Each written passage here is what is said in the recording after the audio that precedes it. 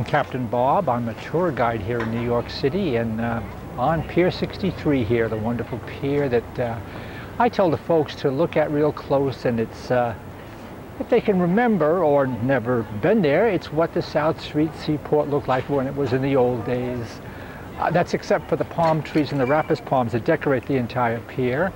The old boats that are here, the classic to this day, although she's retired or decommissioned is the word, the John J. Harvey, and one of the famous lightships is here. It happens to be the biggest one too. And I tell the folks what happened on those boats and what they're doing here, and not to mention anything else. It's up the majestic Hudson River, deemed more beautiful than the Rhine, the Seine, the Danube, and the Nile in 1825.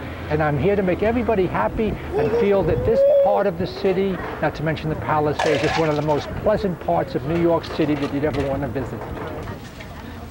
Here we were going to have music, various boats of different caliber going out on rowing or sailing on. The visiting leeboard ship here was one of them that's visiting right off the John J. Harvey. And people were all set for that. We had little flyers going out like we did last year to be all set for the folks that don't know about this pier to come out here and have a wonderful 4th of July. All put to a stop a day before it was supposed to happen. We're all very sad about that, and a lot of people wonder why it was canceled. Of course, it wasn't our fault. It was something in the city that decided to cancel this humble little thing here that is a private organization that wants to help the folks in New York know about the city and have a party out here. And the people were on the line, the phone all day calling, asking why, why, how come it's canceled? We called up to find out. I know the 6 million have left, but the other 3,000 or 4,000 that I knew didn't show up because it was shut down. Too bad. Too bad. Well, we had our water festival planned for months, and last minute the fire department came in and issued an order to vacate the premises, citing unspecified safety concerns, and ordered everybody off. The festival was closed down. All activities on the barge were closed down, including operators of any vessels and businesses out there as well. We were planning, we had 9 hours of music and dance planned and produced by Bill Hedberg from Aries Imp Production, and these dancers have been rehearsing for months, and with their own money, their own expense. We had dozens of boats that were volunteering to come in and take people out for free boat rides. There was going to be art. We had Pirate Tony. There was, oh gosh, there were tours of the historic ships. We were going to have water displays, as you can see behind us right now, on the historic fireboat John J. Harvey. And just a good time had by all.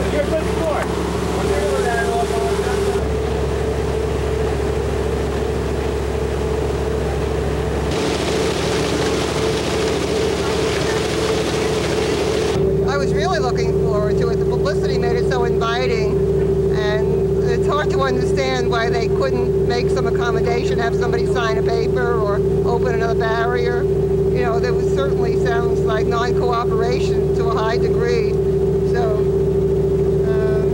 I hope it's overcome. It was a missed opportunity. I would have enjoyed it very much to be able to have that experience of going out on an old fireboat.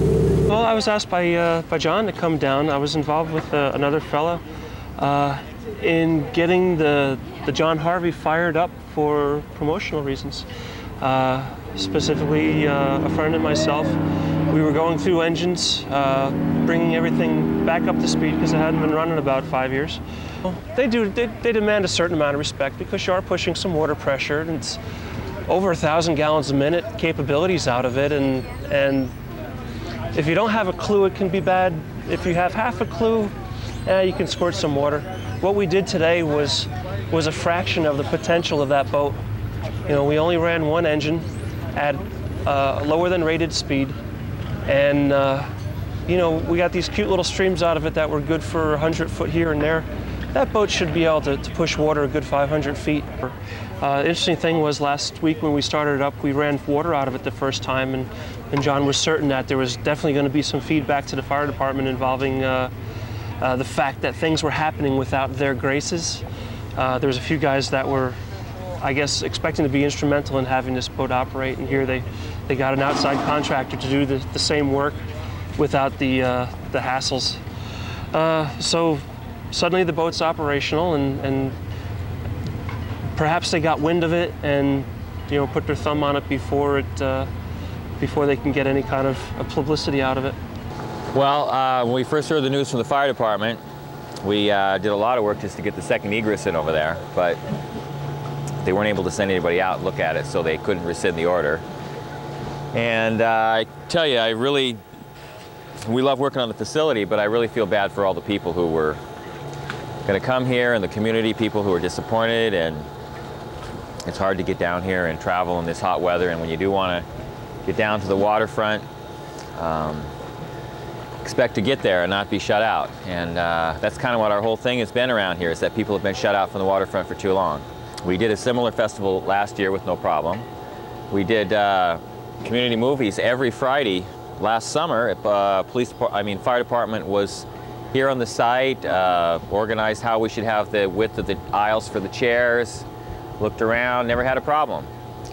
And this time, somebody decided they needed a public assembly permit, and I don't personally believe it has anything to do with safety. And without a public assembly permit, they said there was to be zero occupancy. It wasn't even safe for one person to be out there. Yeah, the real issue, I mean, they mentioned a couple little red herrings. One of them was dual means of egress, which we said would be up, and it's not required on any other pier, but we've had double means of egress installed prior to the event.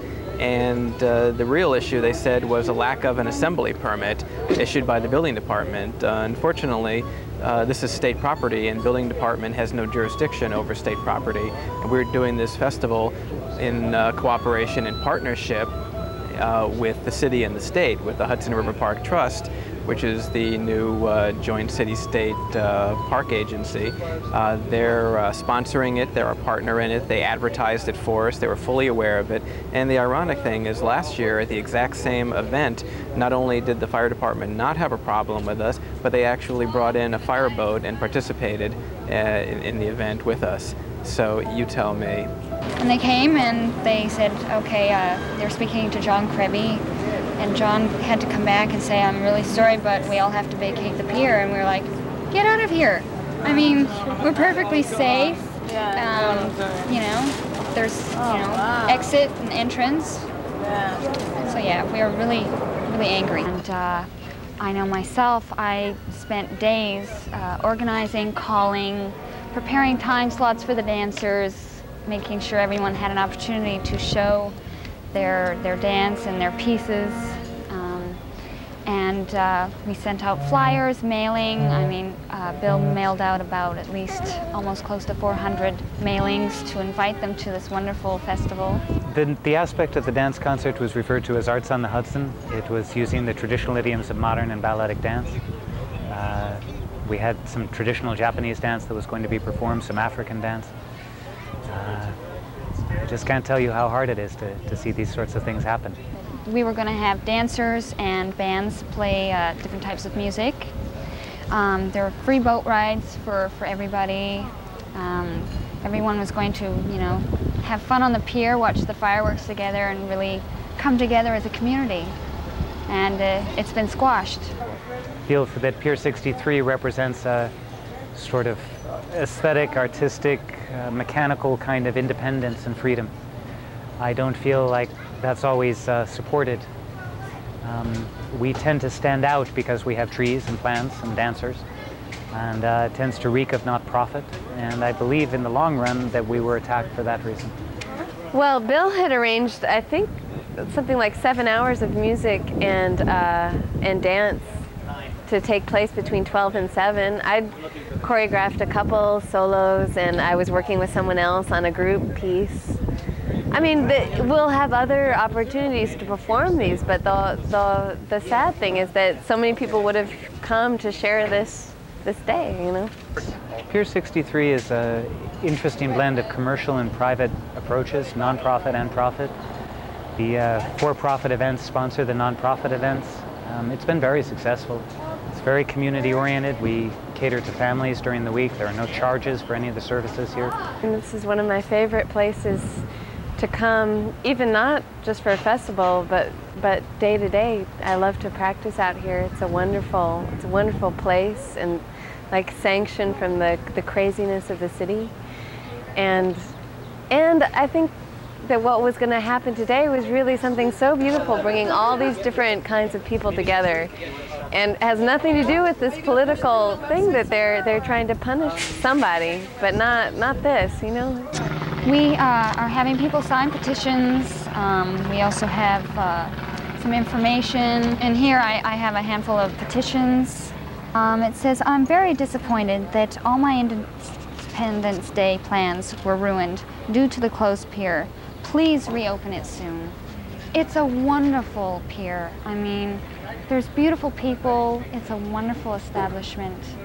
Oh, when you go to Arch and there's the sky and you're looking out over, not just like, I mean, stages can be beautiful, but this is like a living stage looking out, and the water is there, and underneath, even because it's floating, you have to kind of adjust yourself to this rocking. It's not like a normal space where you can count on the floor being steady underneath you. It's not at all, but that's the beauty of it. It's kind of becoming one with nature, with a larger force. That's what's special about this space.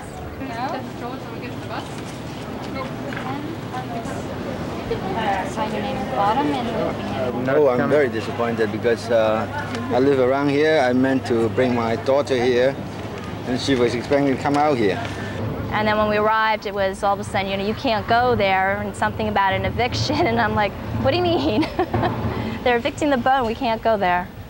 You know, I had no clue what they were talking about at first. My husband and I were just looking through the paper and looking for something to do today for the 4th of July. But certainly we were hoping to partake in whatever the festivities were going to be. The Amara Z, it's also otherwise known as the Caravan Stage Barge. It was launched in '96 by the Caravan Stage Company, the theater company which built it and owns and operates it right now. Well, before the cancellation, before everything was going well, the plan was just to stay tied up here during the day and give general public tours, just as with the fire ship. And we were all, the crew, we were going to show all the public around the deck and tell them about the project itself. This all becomes a stage. This deck here, as well as the rigging, from all the way up to the topmast, all becomes part of the show, including the shore and the dock side. The audience generally sits ashore on bleachers or on seats or on blankets, what have you. You're looking at the Caravan Stage Barge right now during performance, performing Trapped, a Whale of a Tale. This scene here is the bar scene, and this is depicting of these villagers are from Newfoundland. It's the show. This is the whale right here, which was, in the true story, was a 70-foot fin whale. 18 to 20 people on board this boat right now, and they all take part in all the different aspects of putting on the show, including publicity, the technical setup, and as well as running the show. Everybody eats and sleeps all on board this boat. It's totally self-sufficient. Actually, this winter, the Caravan Stage Barge was in St. Petersburg in Florida, and they'll probably end up there next winter as well. They started the tour there, and they worked their way through the Okeechobee Canal, which crosses through Florida, and went all the way up the coast, and they're going to go as far as Bath, Maine, and then turn around and work their way all the way back down to St. Petersburg. Mostly performing in smaller communities, which is generally what this company does, is it performs to smaller communities on a lot smaller venues, mostly because of the publicity, and also that's the idea is to bring theater to people who don't normally see it. I'm hot and tired. My first name's Hot and my last name's Tired. I'm John Doswell, and I'm president of Friends of Pier 84, but I'm also part owner of this fireboat at John J. Harvey, and I work a lot around Pier 63. We had a diving exhibition. We did turn on the jets on the Harvey. We were going to do that, which we did do. Of course, people were back here.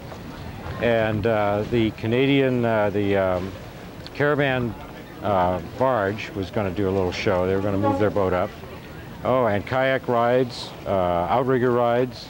Floating the Apple was here. They actually came too.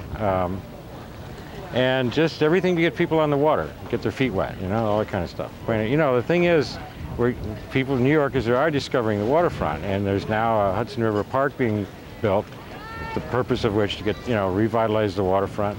And they were a sponsor of the event, by the way, Hudson River Park. State was a sponsor of the event. Actually, the city was a sponsor of the event. And Working Waterfront, Adam Brown, who you talked to earlier, was the, you know, the organizer. We obviously put together just what little you see. The food guy that did the food, he had ordered the food, so he brought it. And so we just opened up a little concession there. And basically just played music and told people that the event was canceled. Had to turn people away all day long. Well, we have Labor Day. Now, they miss my national cook-off chili. Yeah, 48 states. They picked me for my hot, sweet, smoky chili. But maybe we'll have it for Labor Day. And that'll be a forerunner of, or a post 4th of July chili.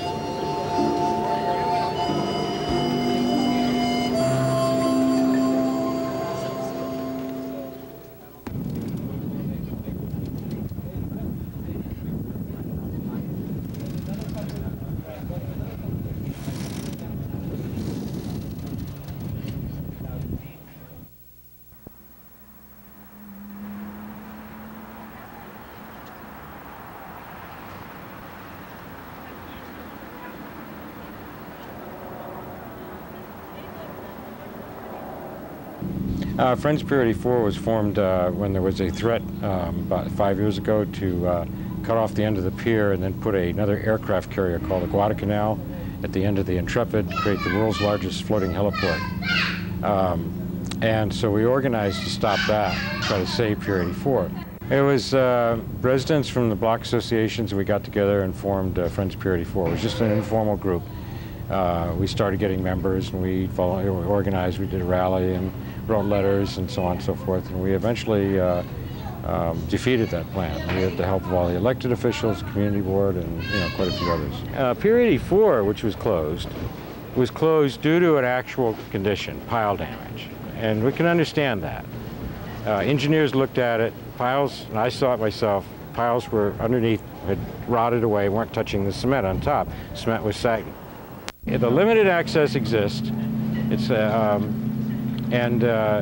so that's, and we're trying to do a larger interim access or phase 1 access this summer, perhaps by the end of the summer. That would be done in consultation with the design as the park progresses, and there's a location that we have indicated our preference for it, which is not in the view quarter of any street, and it's right in between Piers 83 and 84. We did this plan for Pier 84, and this is just a color rendering of it. This is the land area, and this is the pier itself. Here we show a permanent home for floating the Apple, and a boat launch for floating the Apple. Here we show a canal that cuts through here to let little boats get through between the pier and the land. Here we have a garden, the Manhattan Botanical Garden, which actually was on the pier out at the end before, and now it would have to be rebuilt. We have small boats like a town dock on this face. We would like to see a historic vessel, such as, or another one is Clearwater 2, which is coming along, or something on the north face. But we don't want any boats further out because we want to keep the views clear out here. The end, this is an area for performances. This is another area that you can see right into the water with a sculpture in it, a stage out here, and then sunset viewing. And then this can make this is the hook that was added in 1960 for the France, because the France was so long that they had to add another hook for the stern lines. So they added the hook. So we were proposing to do a matching hook, which is a floating dock, and create a safe swimming area and also a get down. We get down to the water. Great. So that's the plan, and we've, you know, of course, this is what it looks like now. We're now working with Hell's Kitchen Neighborhood Association, and we're working with Meta Brunzema, who is also an architect, and she's going to try to carry us further along in our end of it and represent us as a kind of a design consultant. The site that the Friends of Pier 84 were interested in occupying is currently a parking lot used by the Circle Line. Their idea was to have a temporary park for a certain amount of time up until the Hudson River Park will be built. This direction is West 44th Street, and this is Route 9A, the highway. Here you can see the proposed interim park. You may enter it here, and the first thing you see is Manhattan Botanical Garden. The planters have very unique shapes, and they house native plants to Manhattan. These 5 planters are for plants for the 5 senses: smell, hearing, touch, etc. The Manhattan Botanical Gardens have been planned together with Barbara Felt, the head gardener, and she will be working on this garden together with numerous other volunteers. Adjacent to the garden is a sitting area with umbrellas that overlooks the fountain. The boathouse for floating the apple is made up of 4 containers that will house the beautiful rowboats that Floating the Apple is building. Now, these buildings are actually next to an area where the boats will go outside and then be launched from the floating dock here. This is a dog run defined by a curvilinear fence, and within it are located several trees, and this enclosure will allow dog owners to run their dogs within this interim park setting. One of the features is an exposed patch of cobblestone that animates the painted ground.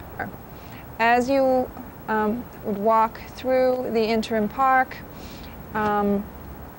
there is a walk-through fountain which is made up of a series of lawn sprays.